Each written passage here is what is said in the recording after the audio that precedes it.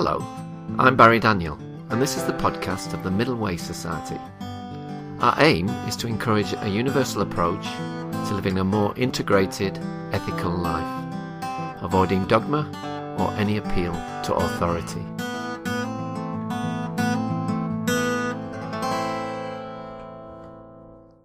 My guest today is Jonathan Rowson, the Director of the Social Brain Centre at the RSA, and he's here to talk to us today about the Social Brain Project. Hello, Jonathan. Welcome to the MWS podcast. Hi, Barry. How are you? I'm good, thanks, yeah. Can you start by telling us something of your background and how you became involved with the RSA? Okay. Well, I was born in Aberdeen in 1977. Major events included becoming diabetic at the age of 6, learning chess at the age of 5, and then chess was a big part of my childhood, I suppose, so much so that I managed to get entry into Oxford through good exam results at school. Yeah. But I took a year out to play chess first, and then I studied politics, philosophy, and economics for 3 years, mostly in philosophy. Yeah. And I took another 3 years or so to play chess. I became a Grandmaster. I wrote a few books about the game. Yeah. Did various teaching and writing pieces of work. And then I was a bit of a loss what to do, and there was a master's degree at Harvard called Mind, Brain and Education, which was broadly about applying the findings of neuroscience and cognitive science to educational practice. Yeah. And I went there for a year and did that. And then I came back, and hoped that would sort of solve my problems and teach me what to do with my life. But it wasn't so clear. So I came back and played a bit more chess, a couple more years. And then I was becoming a dad. And I was tired of traveling so much, and also keen to contribute to the world more generally than just through the game. Yeah. And a job came up at the RSA. Back then it was in the Connected Communities Project, which is a project about social networks and sort of utilizing social networks, particularly in deprived communities. But it was very clear from quite an early stage that although I was quite well suited to that piece of work, and I even wrote the first report on it, my real interests were much more in sort of the foundations of human behavior, and I had a slightly more philosophical cast of mind. So when the Social Brain Project sort of leader, as he was then, left the RSA, I took on that sort of mantle. And in amongst there, I forgot to mention, somewhere in there I did a PhD. That was roughly between coming back from Harvard and joining the RSA. I spent about 3 years playing chess, but I also spent time completing my PhD, which was at Bristol, supervised by Guy Claxton. Yeah. Some of your listeners might know. Yeah. He's quite a good middle way kind of fellow, I think. And that was on the subject of what it means to become wiser. We speak a lot about becoming brighter or smarter, but I was curious to know whether there's any sort of developmental models or constructs of wisdom whereby it gives you some sort of path quality to the attempt to grow as a human being. Yeah. What does it mean to become wiser? And that took up a good 3 to 4 years of my time. And then I joined the RSA, and kind of the rest is history, I guess. Okay. So what is the RSA Social Brain Centre? How did it come about, and what are its aims and objectives? Okay, well, to back up slightly, the RSA as a whole, for those who know it, kind of, these things go without saying, but for those who don't, it's an abbreviation for the Royal Society of Arts. It's an organisation that's about 260 years old. It was founded very much in the spirit of the Enlightenment. It was about, bringing ideas to bear on pressing social problems. And that's still very much our position. We have a kind of ideas platform that we're best known for, public events and debates. RSA Animates have become very famous. Yeah. We also have a large body of members called fellows. There's 27,000 or so of them. And then we have our kind of research function, which I'm part of. And within that, we have different groups. So we have a group in education and design. I mentioned Connected Communities already, and a few others. And Social Brain was one of them. And the genesis of it was principally from Matthew Taylor, who's our chief executive here. He worked with Tony Blair in 10 Downing Street while Blair was in power. And I think when he came into this role, he was looking for, he's kind of a fairly instinctive third-way thinker as a result of working in that government. And I think he was looking for a sort of foundation or a sort of understanding that would allow him to frame the work program for the organization as a whole. Yeah. And around the same time, Thaler and Sunstein published a book on Nudge. It was a sort of popular liking for neuroscientific research. And in that context, he devised the Social Brain Project as it was then. He created a steering group of neuroscientists and cognitive scientists, behavioral economists, a few anthropologists, one or two people in marketing, various people interested in behavior change, broadly conceived, to think about, rebuilding the foundations of human nature. So if the default folk psychological assumption in the street, or even in Whitehall, if you like, is that human beings are a certain kind of creature that is rational, predictable, largely self-interested, and so forth, and those axioms prove to be at best shaky, if not downright mistaken, then the question is, what do you replace them with? And that was really the space into which the Social Brain Project was born. Yeah. It was rethinking that, and then it was about practical projects that might be spun out of that. Okay. So human nature is the broad domain, and presumably behaviour change your broad concern then, is it? That's right. So both of those terms, of course, beg a lot of questions. I mean, I remember someone saying there's no such thing as human nature, but there are human cultures. And, it depends on where you are in this philosophically. Clearly, there's no, Steven Pinker's book on the blank slate was quite a good way of debunking the idea that we're born as a completely blank slate that is merely formed through experience. On the other hand, some believe that the sort of genetic and other sort of physical predeterminants have a relatively minimal impact on who we become, and the social structure and cultural influences are much more important, early relationships and so forth. Yeah. But what's obvious to anyone who's a bit, measured about these things is that they're all relevant. And the issue then becomes not so much human. The challenge then is that when you say human nature, people think you're talking about something fixed. But what you find is the sort of core component of human nature is its malleability. Yeah. And so that's really the idea we're working with. It is about human nature in a sort of axiomatic way, but those are sort of elastic axioms that we can shape according to sort of social, cultural, and political influences as well. And then I suppose the behavior change dimension, that was a way of giving it a bit of practical edge. It's like, well, okay, that's all very well, rethinking human nature, great. But, they do that in philosophy and psychology departments up and down the country, and elsewhere too. What are you doing that's different? And we were thinking, well, look, we believe that if you get people to start thinking about this stuff, they may actually behave differently as a result. If you come to know yourself as a different creature from the one you thought you were, perhaps you're more inclined to change your life. You're more inclined to see why you're doing what you're doing and begin to think about how to do it differently. Yeah, that sounds very interesting. Just having a look at your site, you seem to have filtered these concerns into three broad strands: habits, attention, and decisions. Could you expand a bit on that? Yeah. I mean, that framing is a few years past now. It's still there because it's still quite useful as a way of, when people say, well, what's your work about? If you say behavior, it still begs a lot of questions. If you say human nature, it begs a lot of questions.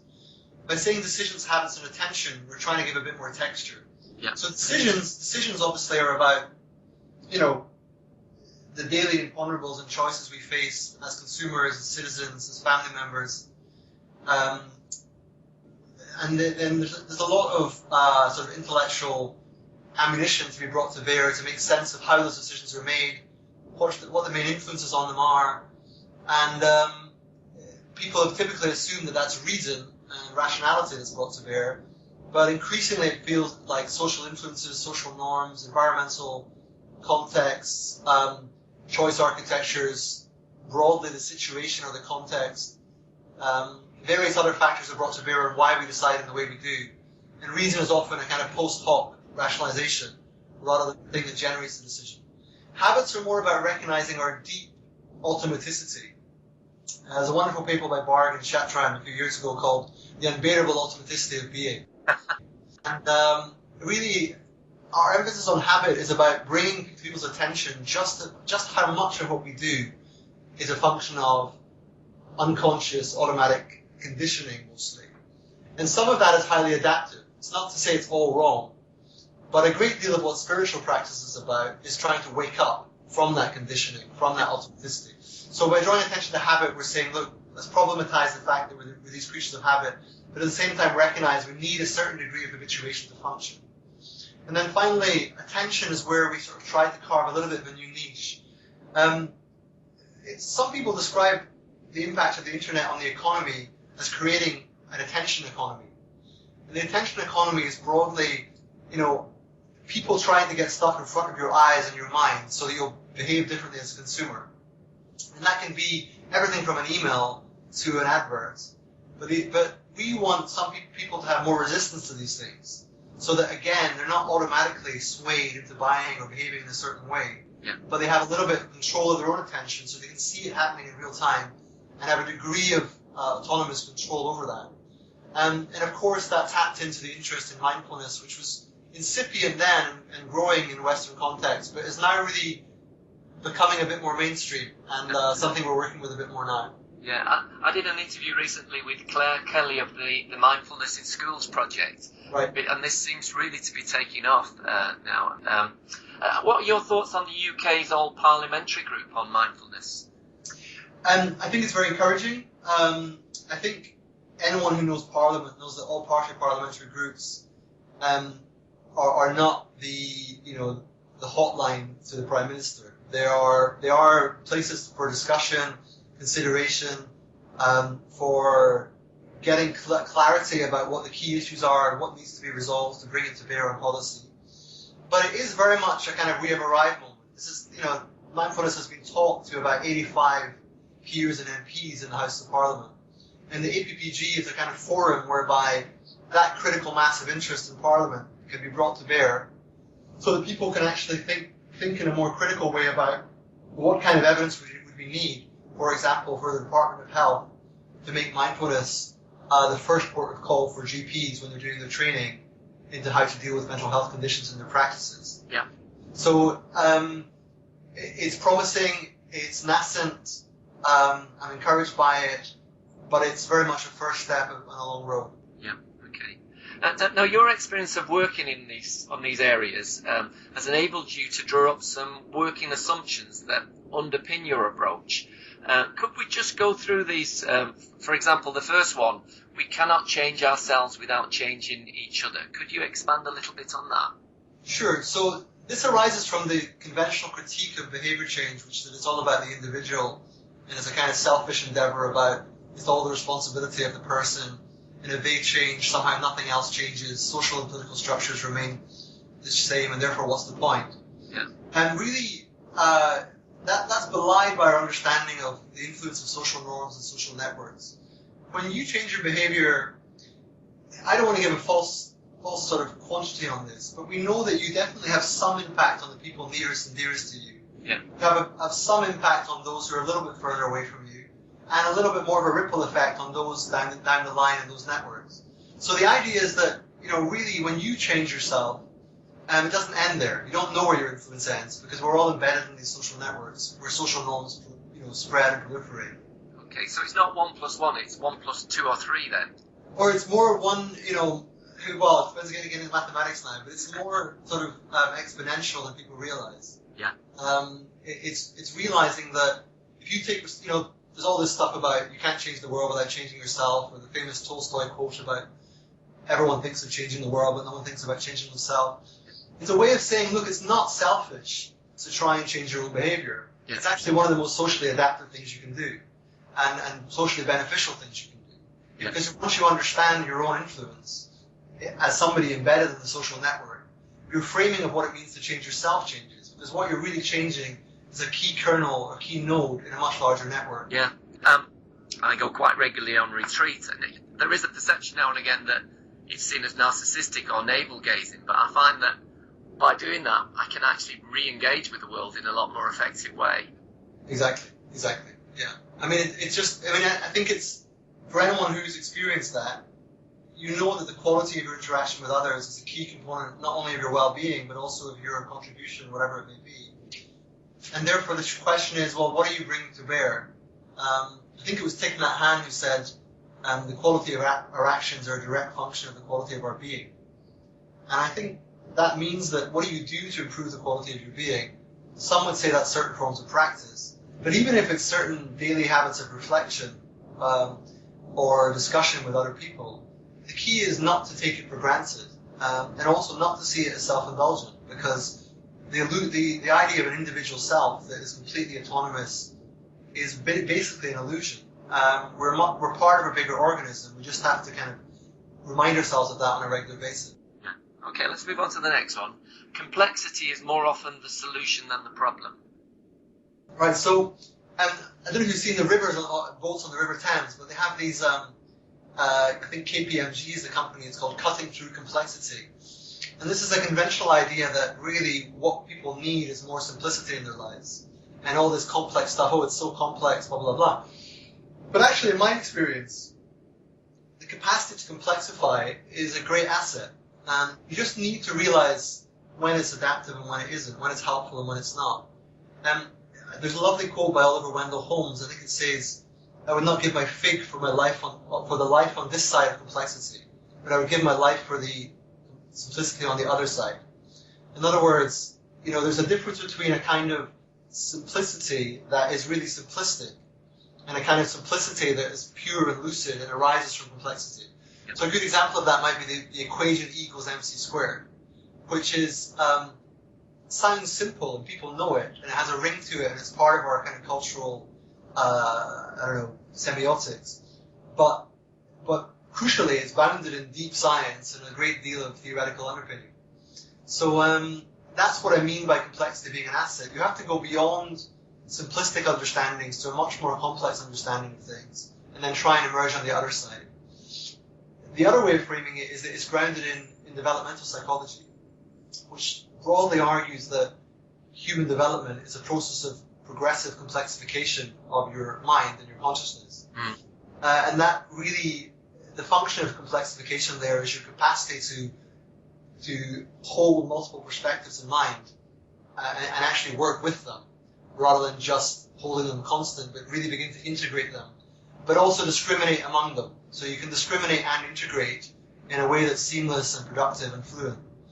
And that's the kind of complexity I'm talking about. It's not about obscuring things. It's not about being complicated needlessly. It's about growing into the fullness and the wholeness of things and doing that with courage so that you can emerge on the other side saying, I tried my best to really make sense of what's going on there. To dare greatly. I think so. But don't dwell in it forever. Don't get so lost in the complexity you never come out again. Okay. The challenge is to get to the simplicity on the other side. Yeah. Okay, the next one. It is better to be reasonable than rational. So this is actually, I owe this to Ian McGilchrist, whom I believe you've spoken to before. Yeah.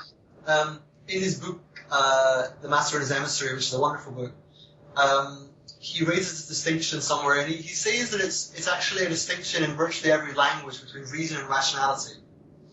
And it goes back to the etymological roots, and you can find it throughout. And he says, although this doesn't show that it's therefore a pattern of our thinking and our potentially our brains even, it does indicate it, or it is suggestive of that.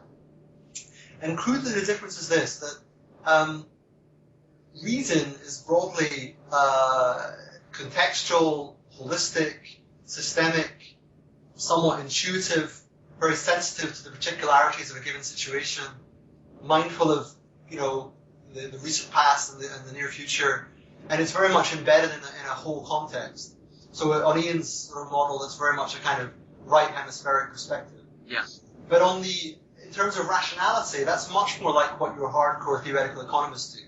Your hardcore theoretical economists may be extremely rational because they create a model and they follow the principles of that model to the nth degree.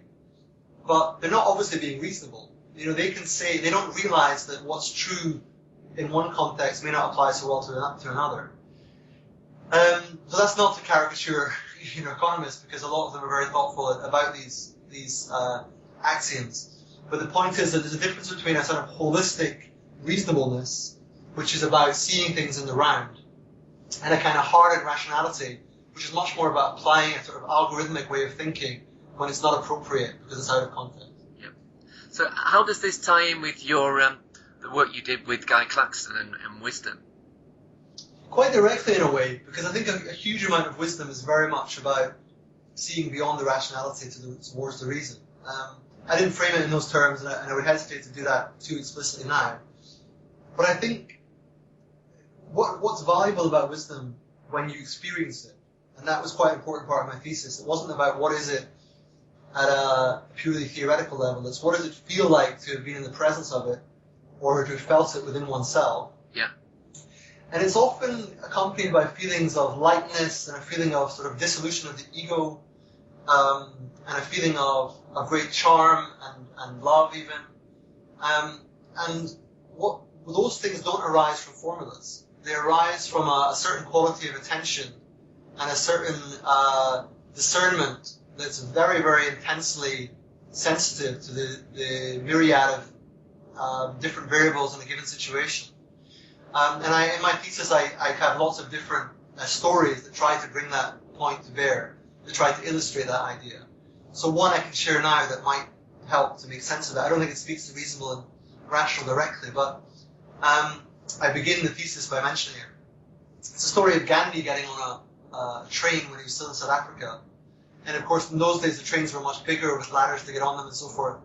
And as he's getting on the train, one of his sandals slips off. The train's moving away very fast, so he doesn't have time to collect it. But as soon as he gets onto the train, he throws his other sandal down to be next to that one, so that whoever finds the initial sandal has a second pair and actually a functional pair to wear. Brilliant. And what's amazing about this is that, it's a relatively minor act in the scheme of things. But whenever I relate this to people as an example, they'd all say how wonderful. But they'd also say, look, I would never have done that in the heat of the moment. I would have thought about it 10 minutes later maybe, when the train's further down the track and I can't do anything about it. Or I would have thought about it if you'd asked me the question of what's the best thing to do in the situation. But I couldn't do it in the here and now. And for me, a great quality of wisdom in those who have it, and it's not just about having it, because some who don't have it all the time can show it in certain contexts, is that quality of right action in the moment, which of course is a Buddhist notion. But in that situation, it's being ready, willing, and able when the situation arises to do whatever is appropriate and helpful. Yeah. And that's kind of what I was getting at with wisdom through those kind of examples. Just another, I don't know if you're familiar with this story as well. Apparently when Gandhi was being shot, he had a second or so to realise that it was happening, but he had the presence of mind to put his hands together and say his mantra. Yeah, no, that's right. I think he said or Om Ram or Ram or something like that. Yeah. They capture that in the film, although funnily enough he says, oh God, in the film. This is for a Western audience. But yeah. Okay, the next one, we've touched on this quite a bit, but we can maybe just summarise it. Paying attention is good for you. Right, so, attention is what we're told to pay in classes at school. And so you get this pay attention injunction that has a negative balance to it, which is a bit unfortunate because paying attention is actually, when you come to your senses and do it, you find it enormously rewarding usually. We're not particularly attentive by nature. We're very easily distracted. Yeah. And yet when we manage to find the awareness and sort of presence of mind to come back to our senses and pay attention to what's going on, the rewards are usually, more effective action, but also a degree of well-being. So that's what I was getting at there. Okay. If we want new habits, we should work with our habitats. Yeah, so this is partly wordplay, but I've always quite liked this notion. We don't speak about human beings as living in habitats much. We speak about animal habitats and destroying habitats and so forth. But if you think about it, we all have our habitats. We have our behaviors thoroughly constrained and circumscribed by the format of the furniture and buildings and streets and cars and whatnot around us, such that we don't even notice it. We're in a habitat, and what I like about the wordplay there is that the habitat is that which propagates the habits, if you like. The habitat is that which shapes our behavior at a very habitual level. Yeah. So the idea is if you want to change a habit, don't just tell the person you've got a bad habit, go and change it. Ask, how is your habitat reinforcing that habit and bringing it to bear? Yeah. If you have a television in every room and you want to watch less TV, it's not going to be that easy. If you want to exercise more, and the only form of exercise you like is running, but you're nowhere near a space where it's pleasant to run, you need to think about that. Yeah. So it's like, if you want to eat less, but you work next to Dunkin' Donuts, it's these kind of things. It's about realizing that our environmental constraints are very significant. Yeah. And that if you want to change your habits, you need to first of all realize that you live in a habitat, and then start thinking about what can I do to shape the habitat so that I get the habits I want. Yeah. I think people often have quite an absolute view about free will or willpower, but this perspective, can really challenge, can't it? I hope so. And that's the aim. I mean, it's like this, we have a certain amount of freedom. And there are moments where we come back to the system and sort of retweak it, realign it, and reconfigure it in certain ways, so that we have that much more scope to grow a bit more in awareness. And ideally, that's an iterative, cumulative process that goes on throughout our lifespan, so that we gradually grow in awareness.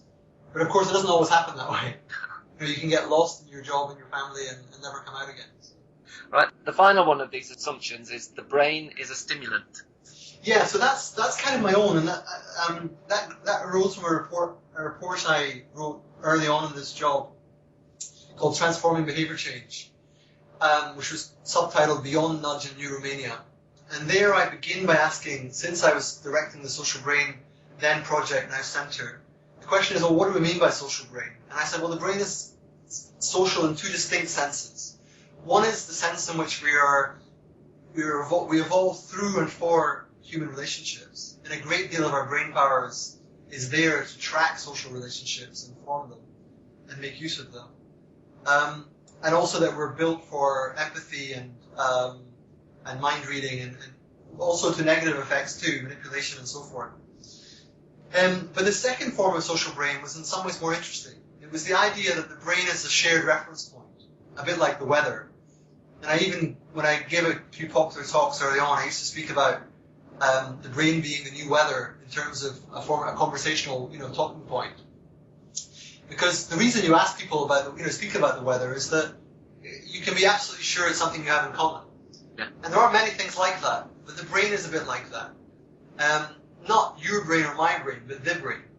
And I thought the brain is social in that sense, that we share it as a common reference point, as a way of negotiating conversations about human behavior and human nature. And therefore, it's a stimulant in that sense that when you bring the brain into the conversation, some hardened people get very cynical and skeptical, but those who are not feeling threatened tend to get quite animated, because they realize that what's in discussion is something that is hugely important, in which everyone has a stake, and everyone has an opinion. So it was that was the sense in which the brain's a stimulant. Oh, I like that. Okay, a recent initiative of the social brain has been an examination of how new scientific understandings of human nature might help us to reconceive the nature and value of spiritual perspectives, practices and experiences. How's that been going, and what insights have you gained from this? Okay, well, it's been going on now for about a year, maybe slightly more, a bit more actually, and where do I begin? First of all, why do this at all? So my impression is, and I'm not sure about yours, but the public understanding of spiritual matters is not very developed. It feels as though there are certain niche places where people have very rich discussions about important questions of the meaning of life and spiritual practices one can do to develop oneself. How does one grow into compassion? What does real transformation mean? How do we get our sense of awe and wonder? What does it mean to be fully alive, and how do we feel that vitality more regularly? What is it worth devoting my life to? Really big existential questions. Yeah. Why don't we think about death more often? Questions like this, which, where are the forums for those things? Now, traditionally, of course, that was served by religion, to a large extent, or at least should have been. But religion, for many, has become a kind of toxic asset in a way. It's some are still willing to either adhere to the religion wholesale, or have a critical engagement with it in some way. Others, though, feel too scarred by it and don't really want anything to do with it. And one of the places this project began was, in my view, there's a kind of silent majority, maybe not a big majority, but I'd say around half the population, would struggle to really give a description of their spiritual position in any of the terms that are made available to them regularly. Yeah. So if you say, are you an atheist? Well, not really. Are you agnostic? Well, it kind of depends what you mean, but not really. That doesn't really do it for me either. And I'm kind of culturally Christian, but I'm not really Christian. And I read a lot of Buddhism, but I'm not really Buddhist. I don't really do enough meditation. Blah, blah, blah. Where this arose was, look, does the social brain perspective of rethinking human nature have anything useful to bring to bear to these questions about why we struggle to talk about these things? And one of the reasons you come across is that we're fixated on this idea of doctrinal belief, which, as you highlighted earlier, is really only one very small aspect of religion. But it's often the cohesive factor. The shared belief is quite important for getting people into the same room. Yeah. Getting to do the same rituals, and share in the same volunteering and so forth. So it's not trivial. It does matter a bit what people think about the nature of reality and the ethics entailed in that. Yeah. But on the other hand, that barrier shouldn't preclude all of the other great things that religion is meant to bring with it. And nor should they necessarily be concomitant with all of the baggage and difficulties that religion brings. So the word spiritual is a little bit forsaken and a little bit nebulous, and maybe overused by certain marketing departments to sell things. But I don't think we have a particularly good replacement for it. So I thought, well, what can we do to sort of bring social brain perspective to bear on the spiritual or spirituality in a way that has some public traction and can speak to how this might be used or made sense of better in public debate. And there are various ways of doing that. But if you take, for example, habits that I mentioned earlier and think in terms of spiritual practices, a great many people go to meditation courses but then stop the practice when the kind of proxy sangha that was built up for the teaching dissolves. They lose the group and they lose the commitment device that helped them to keep doing it. Yeah. Because there are no institutional forms to support it. So what does social brain have to say about that and how important that is? When you think of automaticity, a great deal of spirituality is about really growing in awareness and breaking down automaticity. So I don't know his work very well, but a friend of mine speaks about, is it Gurdjieff maybe, who speaks about really the whole spiritual process is about waking up. And really most of us are unconscious most of the time, kind of sleepwalking through our lives. And so we speak a little bit about that. And then there's also things about research on post-traumatic growth, which says that those who have had a serious illness or a close brush with death often live a radically different life afterwards. They speak about, better relationships, clarity of purpose, all of these things because they had a brush with death. Which is really ironic when you think about it, because, it's not like we don't know we're going to die anyway. But somehow it's almost like we need a second warning before we really live the life that we think we should be living. And that grows out of research about regrets of the dying and so forth.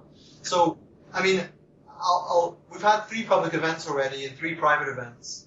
We're having a 4th public event later this month, which is actually on death, on why don't we talk about death more.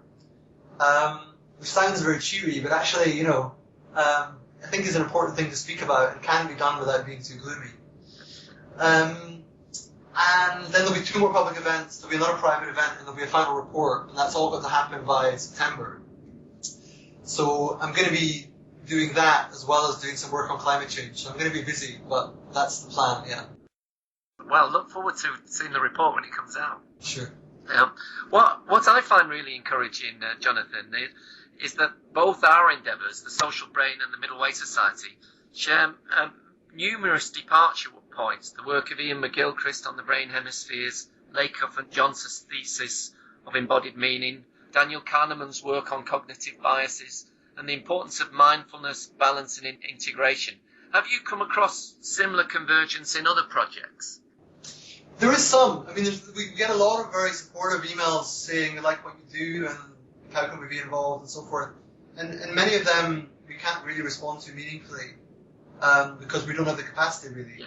And also because RSA's function is partly research and partly change in the world, but it's partly thought leadership. So part of what we're doing is just kind of holding these ideas and examining them publicly so that others can put them to work in their own way. But certainly we get a lot of interesting feedback from everyone from the commercial sector, people working on behavior change to get people to, purchase differently. A lot of environmental groups interested in our work on climate change. A lot of people very interested in our message that climate change is not just for environmentalists. A lot of people not particularly religious or even spiritual who like our work on spirituality and think it's quite brave. A lot of people use that word actually, brave, courageous, and so forth, as if it was kind of taboo to even talk about these things. So I'm kind of glad for that. And then we did some work on education earlier this year, which was about applying behavioral economics to, particularly classroom teaching, but more generally, how do you close the socioeconomic attainment gap so that broadly poorer kids from poorer neighbourhoods play on a level playing field with those who are better off. And in all cases, there tends to be three different responses. One is people who really get what we're trying to do and give a very enthusiastic response, who try to work with us. People who don't really seem to get it, but like the sound of it, and give a kind of thumbs up. We're a bit wary about their enthusiasm because we feel as though they might have misconstrued it. And then there are those who are quite harshly critical because they are very threatened by the idea that beginning with human behavior and human nature might somehow subsume other concerns relating to structural inequality or political action and so forth. And we've never been about that. I mean, in our writings, we're always quite clear that this is in addition to, not instead of, other interventions. And it's partly about rethinking the axioms, but those axioms are always sit alongside other axioms of a more social, cultural, and political or economic nature. So,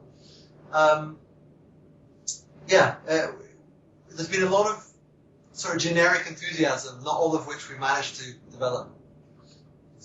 My final question, Jonathan. What is your understanding of the middle way, and how does it relate to what we've been talking about today? Well, the expression itself reminds me of what I know of Buddhism.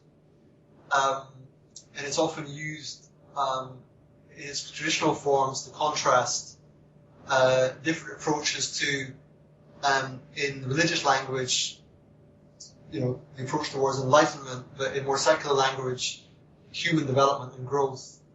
And that's between a kind of austere asceticism, which is, giving up on the world, trying to introspect to the degree that you give up the world and try to grow in that way. And the other, which is that you somehow indulge fully in the world and all the sensual pleasures and sort of material pleasures it brings. And Buddhism sort of realizing that you don't need to do either. In fact, it's a mistake to do either, because neither will give you what you seek. And that actually what you need is a more fruitful integration of the two, so that you can actually live your life more fully aware, more fully conscious of who you are and what you're trying to do, that enjoys the pleasures of the world, but recognizes the limits of those, and sees that there is great insight in seeing beyond the pleasures, but it's important not to sort of be a sort of killjoy in the process. So that's where I traditionally came across it, but it has wider application. I mean, the third way in politics connects to it. But in general, with virtually most public debates, there's a really annoying binary in virtually every discussion between an extreme position on one side and on the other, or actually a very moderate position on one side that's then met with an extreme position on the other. Yeah. Either way, you get this sort of annoying dialectic that doesn't really reach the synthesis. Yeah. In some ways, the middle way is a way of saying, let's more often, more clearly, more loudly, more convincingly bring to bear that sort of more discerning perspective that says most points of view have some good in them. But to say that is not to endorse wholesale the broader package that they may come in. And we need to have the kind of courage and intellectual nimbleness required to see our way through different forms of knowledge, different bodies of evidence, different forms of practice, and paint for ourselves intellectual and cultural resources that we can actually use to live fuller lives and better lives for ourselves and others. Okay, well, thank you very much for that, Jonathan. It's been a real pleasure talking to you today. My pleasure, you too. Thanks very much.